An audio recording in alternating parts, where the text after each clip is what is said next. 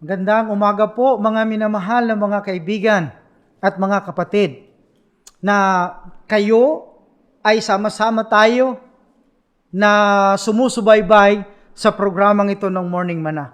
Hindi po ba lalong sumisigla ang ating pananampalataya? Lalo tayong nagiging malakas. Ganon din naman kami. So pareha tayo nagpapalakasan sa bawat isa.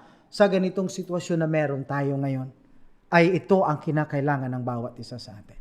And I hope na ang karanasan ninyo sa nakaraan at magiging karanasan sa buong maghapon na atin munang bibigyang kalakasan sa tulong ng Panginoon, ng inspirasyon kayo sa buong paggawa, ay mapapakinggan ninyo ang mga aral ng Biblia, ang payo ng Biblia para sa atin, at madama natin ang pag-ibig ng Diyos sa araw-araw ng ating buhay. Tayo ay nasa pangatlo na araw ng ating pagtatalakay ng temang In His Sight. Pero bago po tayo magpatuloy sa ating pag-aaral, akin pong hinihilingan kayo na tayo ay sama-samang manalangin sa Panginoon sa umagang ito. Tayo po'y manalangin. Mahabaging Diyos, tulungan niyo po kami. Ihanda ang aming puso, ang aming isipan sa pakikinig at pagtanggap ng inyong mga salita. Marami pong salamat sa pangalan ni Jesus. Amen. Ito ay simpleng presentation sa ating morning mana na ito ay magiging gabay natin, magiging inspirasyon natin sa araw-araw ng ating paggawa. So bago kayo gumawa sa anumang mga aktibidades na meron kayo sa buong maghapon, hayaan nyo muna na ang Panginoon ay palalakasin tayo, i-recharge tayo, anuman ang ating nararanasan, anuman ang ating mga damdamin, meron man tayong kagulumihanan o anumang kaisipan na gumugulo sa atin, ay tutulungan ng Diyos sa pamamagitan ng ating pagtalakay ngayon na mawala ito lahat para tayo ay magpatuloy sa paggawa sa araw-araw ng ating buhay at lalo tigit sa ating Panginoon. Ang pamagat po natin ngayong umaga is I am priceless. Right? You are priceless in the sight of God. I am priceless in the sight of God. And when the Lord look at us in His own sight, we are priceless. Walang katumbas na halaga, mga minamahal mga kapatid. Ganyan tayo kahalaga sa Panginoon. Hindi niya itinumbas ang halaga sa atin. Kapag tumingin tayo sa Kanya, hindi niya tayo tinitingnan na walang halaga, kundi tinitingnan tayo na priceless. Even though maybe some of us, maybe our friends, or whoever it was, when they look at us, oftentimes or maybe sometimes, we are worthless in their sight. But the good thing is, hindi tayo nababahala, right? Sapagkat natural sa tao na mayroong iba't ibang pananaw o paningin. Pero ang Panginoon, pag tumingin sa inyo, pag tumingin sa akin, pag tumingin sa ating lahat, we are priceless in the sight of God. At yan ang napakaganda. Yan ang napakainam. Yan ang magbibigay sa atin ng inspirasyon sa buong maghapon ng inyong paggawa, ng aking paggawa, sapagkat lagi nating maiisip at madarama sa ating puso na pag tumingin ang Diyos sa atin, tayo ay walang katumbas na halaga. We are priceless in the sight of God. Now, alam niyo ninyo ang gold bars, right? Ang gold bars, it is a soft, pero heavy siya, corrosion or resistant. Parang ang kulay niya ay yellow-yellow. So it is a yellow metallic element that is highly valued. So matatagpuan to sa ilalim ng lupa at ito ay ginagamit para sa mga palamuti o jewelry o anuman. Gold bars or gold are very expensive, but it has its own value. It has a value, right? So ang pangalawa pa na gusto kong isabi sa inyo, ang diamond. Napakamahal nitong diamond na ito. It is a hard, parang tinignan natin is a transparent but precious stone. That is a variety of carbon. Ito ay ginagamit as gems, of course, or abrasive, or cutting tools. Sapagkat ito lang ang nakakaputol. Sapagkat ito ay matigas na bato, ang diamond na ito. So, ginagamit ito ng lahat. What I mean is, this is also like gold bars, are very, very expensive. Right? So talagang mga mayayaman lang ang nakakabili nito. Maliban lang kung makapulot ka o maswertihan na napulot mo, so magkakaroon ka nito. But it is very seldom that all of us, maybe, maibang tao lang ang nagkakaroon nito because this is very, very expensive. Pero alam nyo, ang lahat ng ito ay meron silang halaga. May nakakakaya. Pero sa anumang paraan, ang Panginoon sa ating buhay, sa inyo at sa akin, sa araw-araw ng ating experience sa Kanya, pag tumingin ang Diyos sa inyo at sa akin, we are priceless in the sight of God. What an opportunity or a great privilege for me that when the Lord looks at you and looks at me and look all of us, when He look at us, we are priceless in His sight. And the very question today, this morning, sa atin mga minamahal na mga kaibigan at mga kapatid, ay ito, why Christ or why God valued us that much? Walang katumbas. Priceless. Right? Pag tinignan tayo ng Diyos at ang paningin niya sa atin, masasabi natin, we are priceless in the sight of God. And that is very true. So may mga rason kung bakit priceless tayo sa paningin ng ating Panginoon. Why Christ valued us that much? Sino ba tayo at ano ba tayo at ano ang Kanyang mga ibinigay o ano ang Kanyang mga ginawa to prove that in His sight, we are really priceless. Right? So napakainam na ako pala at kayo ay hindi matutumbasan ng gaano mang halaga, lalo na kung ang Panginoon ang tumingin sa bawat isa sa atin. Why Christ valued us that much? At ano ang Kanyang ginawa? One, tinitingnan tayo ng Diyos that we are priceless. It's because He gave up His kingdom for us. Ang sabi sa atin sa Philippians 2, 5-7, ang sabi niya, let this mind be in you, which was also in Jesus Christ, who, being in the form of God, thought not robbery to be equal with God, but made Himself of no reputation, and took upon Him the form of a servant, and was made in the likeness of man. Mga minamahal, wala tayong katumbas na halaga. Mga kaibigan at mga kapatid, gusto kong makita natin ito na maging inspirasyon natin na kapag ang Diyos pala ang tumingin sa atin, ay wala tayong katumbas na halaga. Sapagkat ang ginawa niya sa atin, i-give up niya ang Kanyang kingdom para sa atin.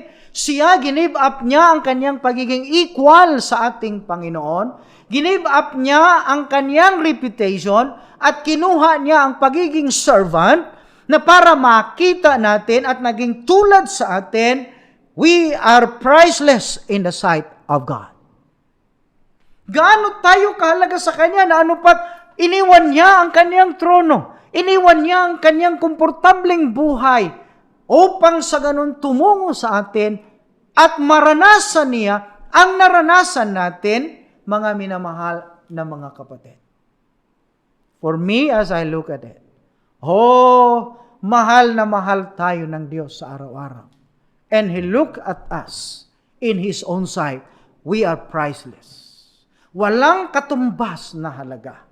Na mismo ang Diyos, mga minamahal, mga kaibigan at mga kapatid, na siya mismo, ang alin? Ang nag-give up ng Kanyang kingdom para sa bawat isa sa atin. Christ valued us that much, mga minamahal.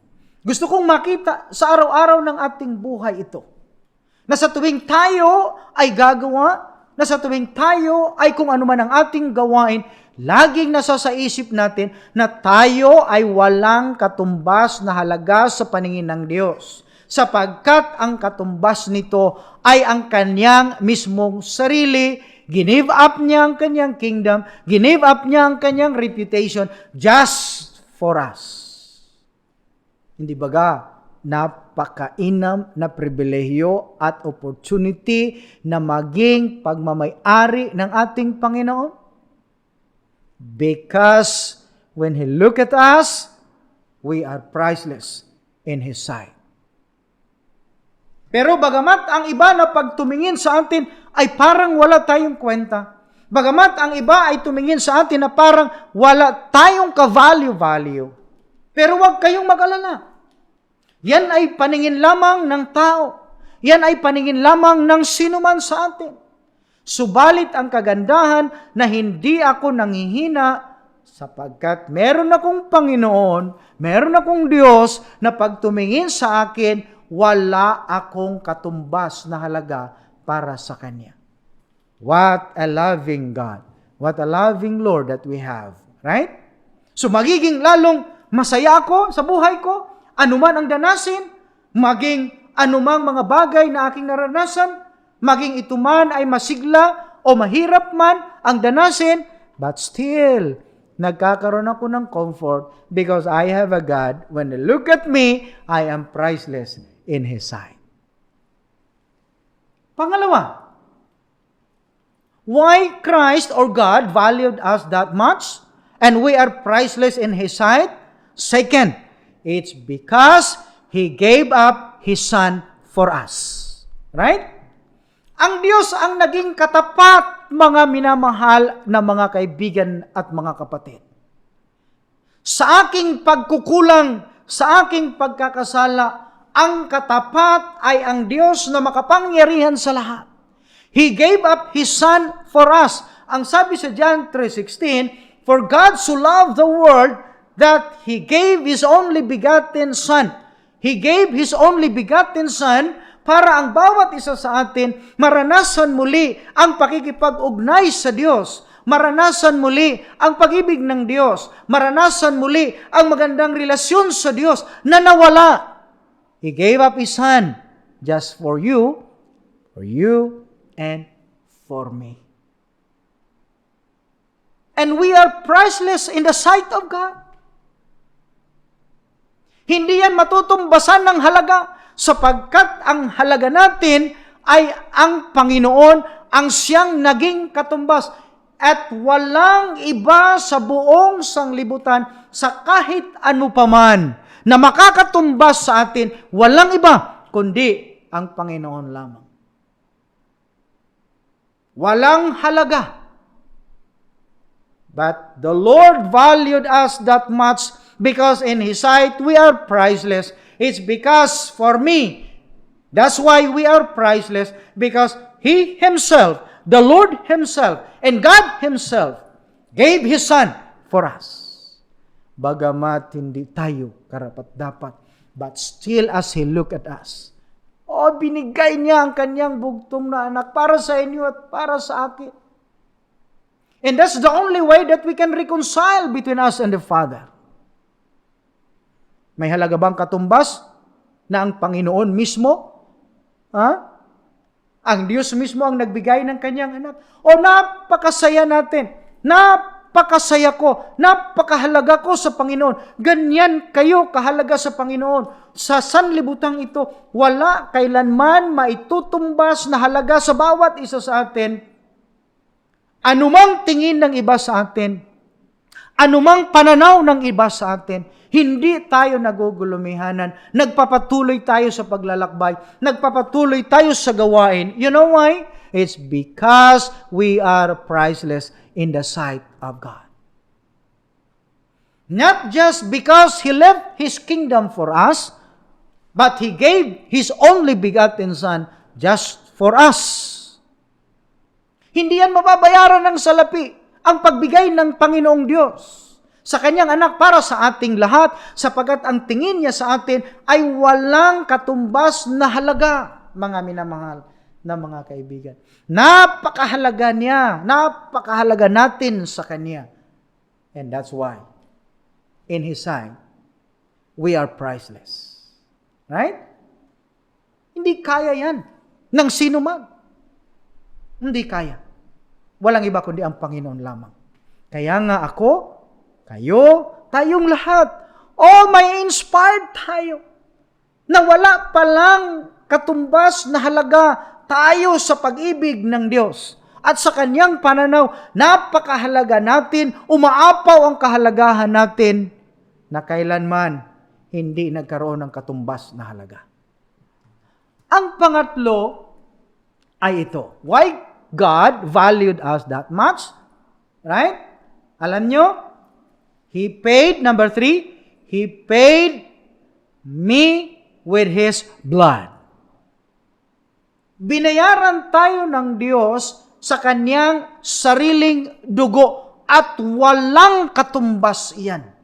Ang sabi sa atin ng Peter 1:18 and 19, ang sabi niya, for as much as ye know that we were not redeemed with corruptible things, as silver and gold from your vain conservation received by the traditions from your fathers, but with the precious blood of Christ as of the Lamb without spot. See? Yan ang sabi ni Peter sa atin.